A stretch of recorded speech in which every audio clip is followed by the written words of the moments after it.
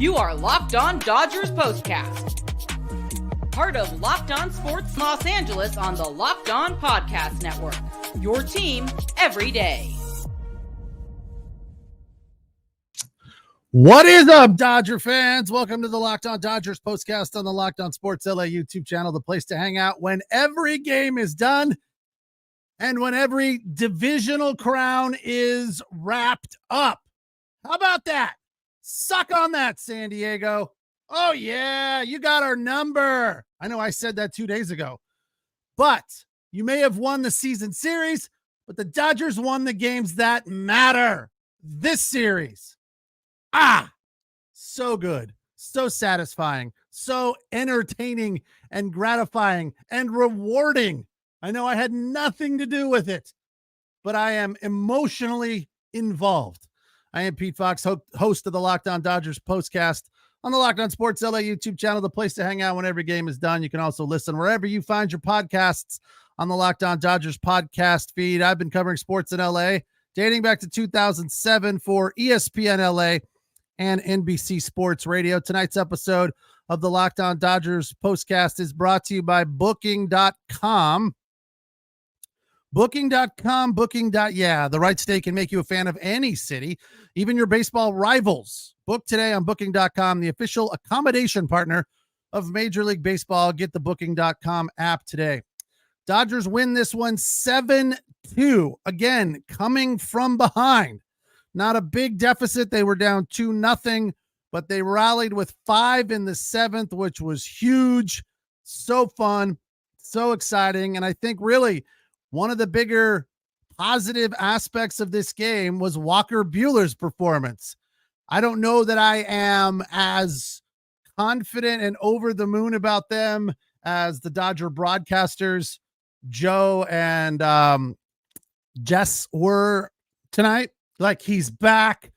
This is the best he's looked, which, you could make an argument that, yeah, this is the best that he looked today. What I liked about his performance tonight was his attitude, his determination, he's always a little pissed off, right? He's not one of those guys that has sort of a lighthearted, jovial, yeah, I'm just out here doing my job. No, he is a gamer. One of my favorite cliches. He is a gamer. He wants the ball. He wants to pitch. And when he's not doing well, he's frustrated. Tonight, that was not the case. He was arguing or pleading his case with Dave Roberts for a good 5 minutes to stay in the game. Now, he only went 4, but they were, 5, really 5. Wow. And he wanted to go back out for 6. I was off by an inning there, but 71 pitches. I think he probably could have gone back out. Evan Phillips came in, gave up a run on 2 hits. They had to go get him and bring Bonda in, who's back pitching after breaking his hand on the, toilet paper wheel or whatever. No, a paper towel rack. I guess it's better to hit that than flat out wall or bench or something like that. So surprising that he is back in there. Good to see, though. I like Bonda. I think he is a gamer, and I like left-handed pitchers out of the bullpen. And we got 2 good ones with him and Vesia. But Walker Buehler, 5 innings, 1 run on 2 hits. Again, 71 pitches. ERA now 5.38. Does not get the win. That goes to Bonda. But Kopech came in to close it, and the bullpen continues to do their thing. Dominate. Be very stingy. Blake Trinan, 1 walk, the rest zeros over 1 inning, 17 pitches. Kopech threw 14, Bonda threw 17, Phillips threw 9. So all of that is just good. And again, I don't know if I buried the lead here, but another divisional crown for the Dodgers, winning the National League West the 11th time in the last 12 years.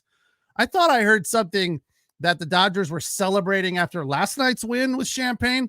I know they're celebrating right now with champagne, but they were not celebrating last night. So I had to go check on Google, and I was looking around, and I was like, saw a story that said the Dodgers clinched their 11th, title in the last 12 years with a 4-3 win over the Padres. And I was like, what? That's not right. And it was like CBS or something. It was a reputable source. And then I clicked on the story, and all this story has been removed. I'm like, yeah, because it's wrong. And somebody needs to have a better editor or potentially lost their job after that one. Not that it's that big of a story, but lots of good stuff tonight. Walker Buehler looking good. Will Smith. I'm gonna do the cheesy analogy or the cheesy reference. Getting jiggy with it. I love the excitement. The bat flip was fantastic on the home run. I mean, that ball was absolutely drilled to center field. Perfect Will Smith hitting. Now, I'm not going to sit here and go, Will Smith is back, but I will say that I feel like Mookie's back. Mookie found it today after a couple of off days against the Padres. That first at bat, I was watching on my phone, but I was watching very closely because he got a base hit right away, and it was prototypical Mookie Betts. What we expect from him, standardized Mookie Betts, driving down through the ball, staying on it, not popping up. And clearly I wasn't the only one noticing that he was dropping his back shoulder and popping up, because today he wasn't doing that. So he clearly was working on that in the cage, probably before the game today or a BP or whatever, because tonight he did not do that. 2 for 4, 2 RBI, a very, very solid clutch performance from him. The other thing fantastic about Shohei Ohtani, I don't think I've mentioned anything fantastic about Shohei Ohtani yet, but I mean, we still have to fill up the entire show. We could spend the entire half hour talking about Shohei, but just keeps right on rolling. I mean, I did the research that I promised you guys yesterday about his high leverage versus low leverage numbers. Very interesting. I'll share it with you here in just a second. But first, I want to tell you 3 for 5. But more importantly, a stat that I'm sure he probably wasn't even aware of. I love it when reporters, dig up all these stats and they ask the player for comment and he goes, didn't know that. And I'm sure Shohei Ohtani did not know this number. 400 total bases. 400 total bases. Is that a big deal? Well, you tell me. The last time it was done, 2001. And there are a grand total now of 19 players that have ever done it. That is rare air, to be sure. So yes, big deal. Very, very big deal. While I share with you Shohei's high leverage numbers versus his low leverage numbers, some of you hardcore Dodger fans, Roy, maybe BC will know, Frank, some of you guys, Craig, please, for the love of God, would somebody please explain to me what Joe Davis means when he says getting froggy? He says it all the time, and I look it up.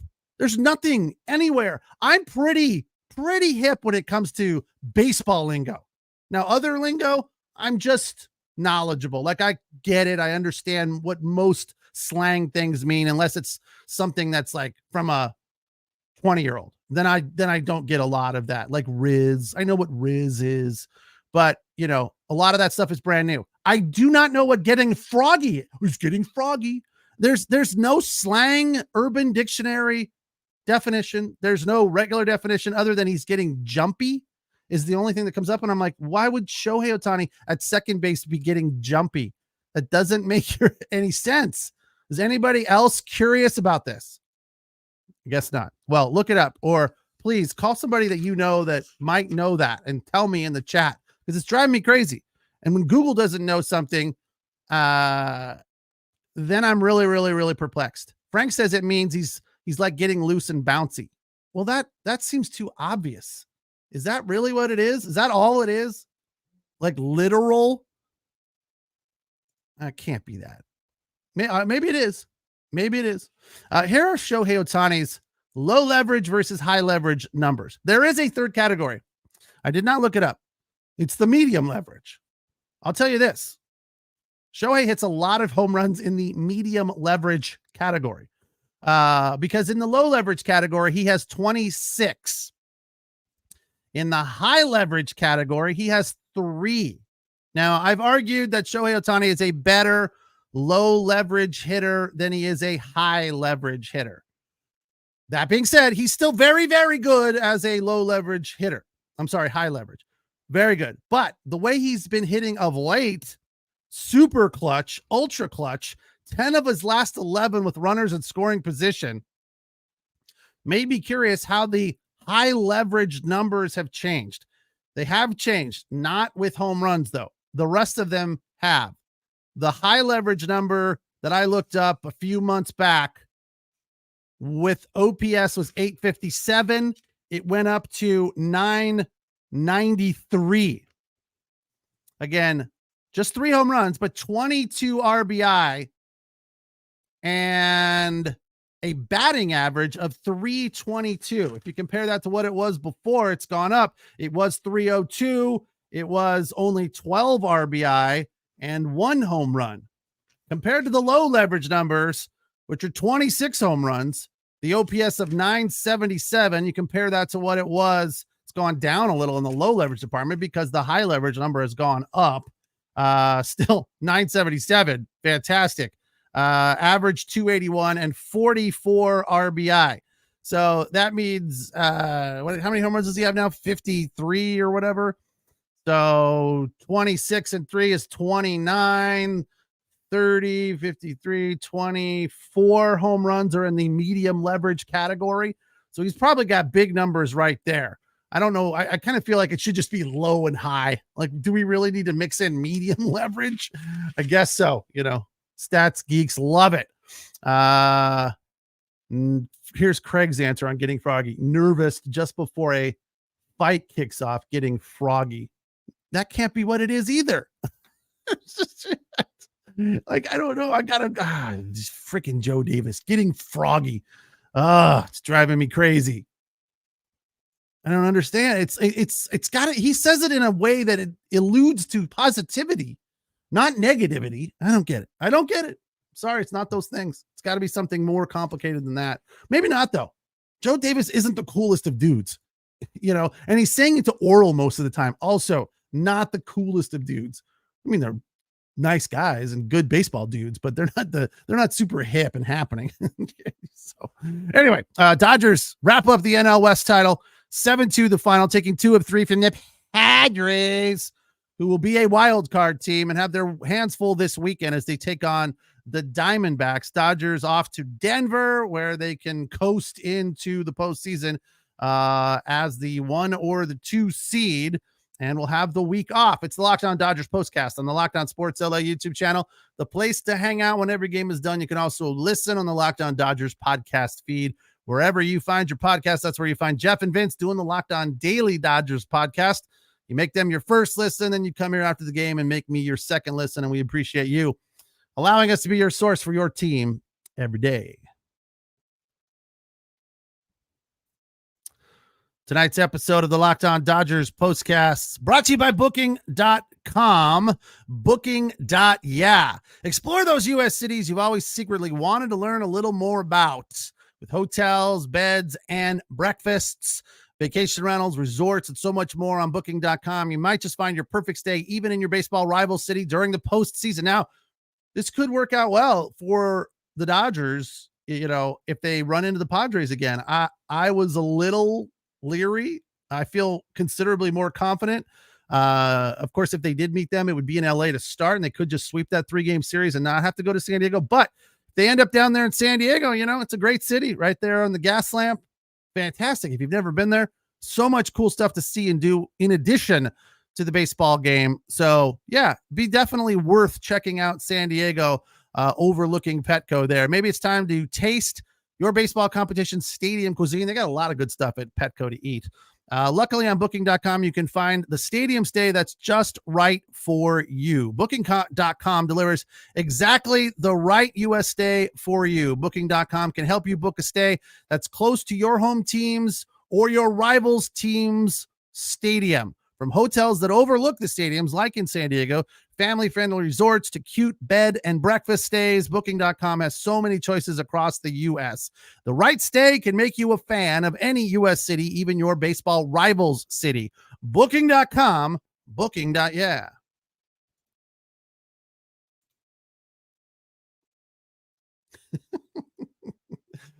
It's a Dodgers Postcast on the Locked On Sports LA YouTube channel. You guys are just not having it or not enjoying or ripping my Clippers banner and my Chargers paraphernalia. Frank was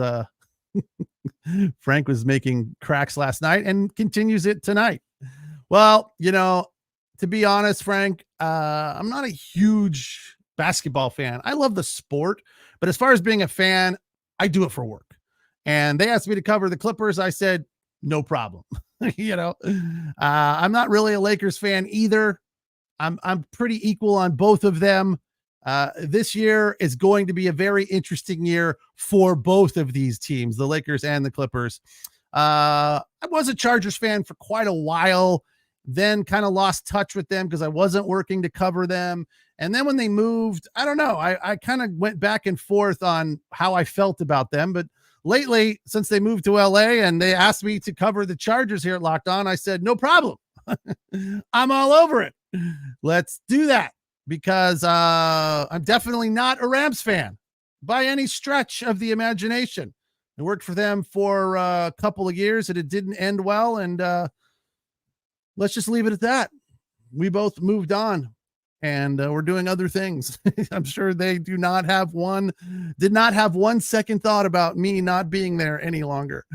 So yeah, I am covering the Rams and the Clippers the Chargers and the Clippers for Locked On. So I got to get the paraphernalia in the background. My fake PTI set. You can see right here behind me, I got a brand new Trojans hat, which I'm excited about. I'm a hat guy, so I like wearing the hats. During the postcast, I busted out the lucky green hat for tonight with a divisional title win. Don't know if I'm going to run with it throughout the playoffs until they lose a game. Maybe I could use the one I had last night, the batting practice spring training hat from, I don't know, a handful 10 years ago, probably at this point. Do love that gray and Dodger blue hat. So, it's a good excuse for me to buy hats because I need them for work, right? My wife's like, why are you buying all these hats? Well, I need them. I gotta rep my teams. So, tonight and for the near future, that is the Dodgers, the Chargers and Trojans. Basketball season still off in the distance. Tonight, the Dodgers take care of business, a 7-2 comfortable, dominant win. Scratch their way back into it loudly in the 7th inning, posting 5. Here's tonight's Diamond Dogs list, which is loaded with all of those clutch hits from the 7th inning. First, earlier in the game, Freddie had a nice double, left stranded there. Gavin Lux had a double in the 5th, left stranded. But it was nice to see those guys going the other way, hitting balls into the gap. Of course, with 2 outs, the Dodgers are good. They make things happen. And the bottom line is that they continue to do that. What the internet's freezing again? Is that what you're saying, Seabad? I checked my internet speed yesterday when it clipped on me 3 times. It was like 90 up and 90 down. Now, I don't know if you know much about internet speeds, but that is like lightning fast on steroids. Just like, I don't know if it's freezing up right now. I apologize. I don't know what's going on.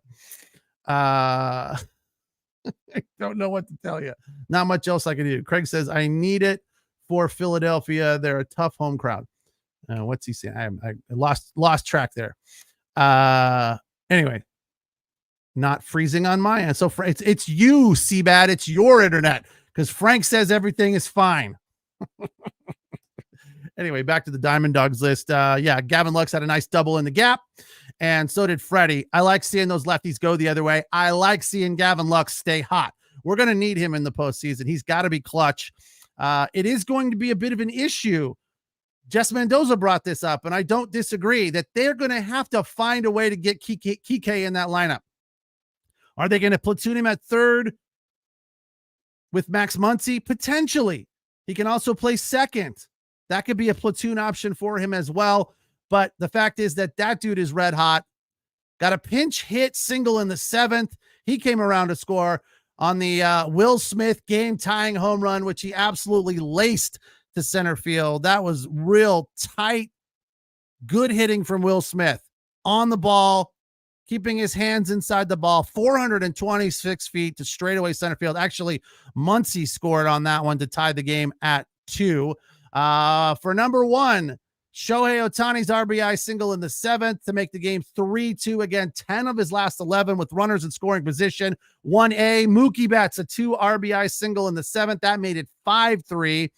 And then Pages launched one. How much of a Andy Pages bomb was that? I mean, that is bad scouting on the Padres. That is not the place you want to throw Andy Pages I think it was a sweeper that didn't sweep or a slider that didn't slide. It ended up just being a fastball up and in. And that's Andy Pages' wheelhouse. I mean, holy cow, that ball was a no-doubter right off of the bat. Look, when he does that, I'm all in on Andy Pages. Let's go. But most of the time, he's popping up to center field on that pitch because he's not trying to go with the ball. He's trying to pull a ball on the outside half because he's only got one swing. We've seen him on occasion take one the other way on the outside half, but it is definitely not his preferred method when it comes to hitting the ball. He would rather do what he did tonight, find a ball up and in that doesn't move and turn on it and just launch it. And when he does that, I'm all about Andy Pages. That was beautiful to see. That was one that caused me to exclaim loudly some expletives. You know, like that was like, holy beep, wow, that beep is gone. So I loved it. Good stuff there. He was fired up. Tried the bat flip like Will Smith. Wasn't quite as smooth as Will Smith's bat flip. That was an A+. I loved every bit of that. So good stuff offensively from the Dodgers. 7-2 the final to take 2 of 3 from the Padres and win the West for the 11th time in the last 12 years. I'm Pete Fox. It's the Locked On Dodgers Postcast on the Locked On Sports LA YouTube channel, the place to hang out when every game is done.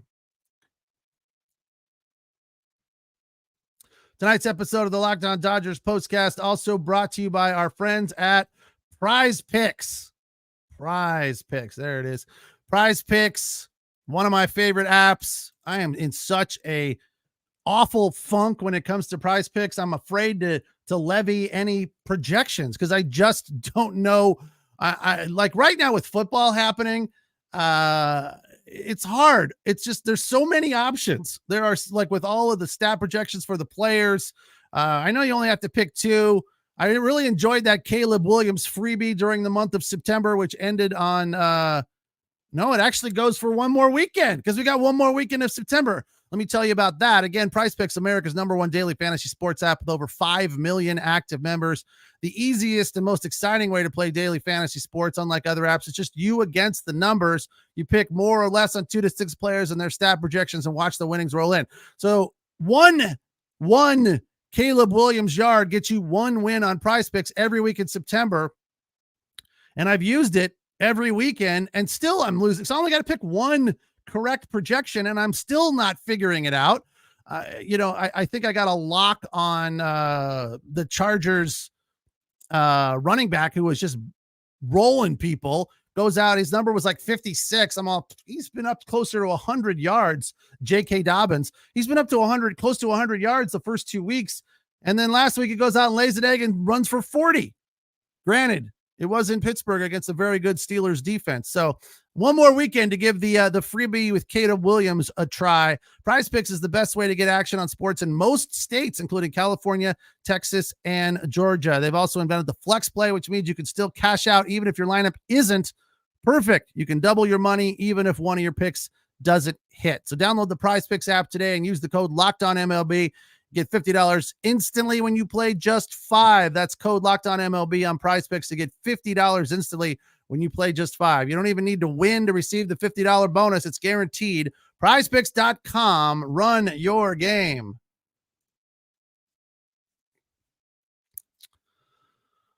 All right, Dodgers a 7-2 win coming from behind after falling down 2-0. Will Smith homered to center to tie the game. Muncy scored, who got on base with a walk. Then Shohei Ohtani just continues to light up the opposition with runners in scoring position. Single to right. Kike scored there. Ohtani safe at second on a throwing error. 10 of his last 11 with runners in scoring position. Again, 400 total bases on the year. The 19th player in the history of baseball to do that. The last time it was done, a bunch of guys did it that year, 2001. I'm wondering if they did it without being on the juice. I'm going to say probably not. But, maybe. I mean, I'm sure there were some clean dudes back in the early 2000s. Not a lot of them, though. Mookie Betts got back on track tonight. A couple of RBI. Had a clutch single to score Pajes in the 7th, and then Pajes hammered one down the left field line, a ball up and in that didn't do much of anything, and he jumped all over it. Let's go see what that pitch was. If it's a slider, I think maybe it was a changeup that didn't do anything. All I know is it was a terrible pitch, and it was a neck brace situation for the Padres pitcher who threw it. Yeah. Slider splitter. That's right. It was a splitter that didn't do anything. Splitter's supposed to fall off the table, look like a fastball, and then fall down. It didn't do that. It stayed up and in, and Pajes took advantage of it. The slider also in that at bat wasn't doing too much of anything, although did get a called strike on it early in the count. And then the splitter made it a 2-2 count. So it was a 2-strike home run there for Andy Pajes, which is another nice thing to see. But yeah, Andy Pajes definitely will probably find a spot. Definitely, probably. You like that? How's that for walking the line? He'll definitely probably find a spot in this lineup as they head towards the postseason. Unfortunately, I feel like Kiermaier's probably not going to be there. I believe Kike will be. They need to keep him there. The question's still hanging around a few of the guys in the bullpen. This weekend's going to be interesting because there's nothing on the line for the Dodgers except that number 1 or 2 seed in the National League. Either way, they have a bye. Preferably for me, I would take the 2 seed over the 1 seed because the 1 seed will face the winner of the Padres Diamondbacks wild card series, unless something happens there and the Padres sweep the Diamondbacks and they fall back or potentially eliminated. Like the Braves still have a shot. Mets are right around there as well. So there's a lot of questions to be answered as to who faces who. But if the season ended today, the Dodgers would face that Milwaukee. Actually, no, they're the 1 seed, aren't they? Because they have the best record in baseball. Dave Roberts was mentioning that recently, that the Dodgers best record in baseball, but are still questionable to win the division. That was yesterday. Today they have 95 wins, and the Phillies have 94. Philadelphia won today as well. So the Dodgers could be the 1 seed and face that winner of the 4-5. Here's how it looks right now for the National League. For those of you wondering, San Diego Padres are 3 up in the wild card. The Mets and the Diamondbacks are tied for that second wild card. The Braves are 1 game back of the Diamondbacks for the 3rd wild card. So the Braves, if the Padres rough up the Diamondbacks could fall out of the playoffs and the Braves could jump up in there. Dodgers have done well against both of those teams of late. They haven't played the Mets since early in the first half. Completely different Mets team. So I don't know that you can look back and go, well, they did well against them in Flushing, in April, because it just doesn't matter. But look, winning 2 of 3 against the Padres, as I said to start the show, Padres won the season series, but the Dodgers won the games that matter. So the momentum with the Dodgers and Padres right now, without a doubt, is still on the Dodgers side right now. Padres may have the season series, but the Dodgers winning this series, the way they won this series, the energy that they manifested and created in this series is absolutely permeating through that clubhouse tonight. It is without a doubt a contagious feeling that we have to hope they can hang on to and keep it rolling through that week off, right? Obviously, these games against the Denver Rockies, the Colorado Rockies in Denver don't mean much. So they are not going to waste arms. They're going to do everything in their power to keep everyone healthy and just get through these games and then go to that week off and rest. But rest while try to keep the momentum rolling. That's the big question. How do they do that? Who knows? We'll have to wait and see. But right now, it is all good, Big Blue Nation. I know that's what the Kentucky Wildcats are called, but tonight, the Dodger fans are also in a Big Blue Nation. Yes, Musgrove was throwing very well, and the Dodgers got to him. That is a fantastic sign of things to come for the Dodgers. Musgrove was pitching great. Then the Dodgers decided to rip his chest open and eat his heart. Beast mode. Well said. That is graphic, Seabad. Way to go. We'll leave it on that. That is a perfect way to wrap up tonight's Locked On Dodgers postcast. Yes, indeed. We feel good about the way things are going right now. We are basking. Go get some champagne if you've got some in the fridge and go into your shower and spray it all over yourself. It is a cool, unique, bizarre experience that you don't get to experience all that often. I've been a part of them twice or three times. And even though I wasn't really celebrating, I was just there walking around with a microphone. You walk out of there drenched in champagne and you can't help but be excited about the whole entire operation. It's it's a very, very unique and cool celebration. The second one for the Dodgers this year. Hopefully they have three more after the NLDS, the NLCS, and then the World Series. That's our goal. 7-2 the final tonight. Dodgers NL West champions for the 11th time in the last 12 years. Thanks for jumping in. Thanks for your comments. Thanks for watching and listening. I'm Pete Fox. This is the Locked On Dodgers postcast on the Locked On Sports LA YouTube channel. Win number 98 today. Or is it 97? Either way. 95. Okay, sorry. Either way, best in baseball today. 3 to go. On to Denver to face the Rockies starting tomorrow. We'll be here right after the game. So come join me. We'll see what happens. Actually, no, I'll be with what's his name? The guy from Denver. Anilo. So we'll be doing crossover tomorrow. So make sure you join us for that right after the game, right here on the Locked On Sports LA YouTube channel. Thanks for jumping in. Enjoy the comments as always. Thanks for watching. Enjoy the rest of your night. We will talk tomorrow.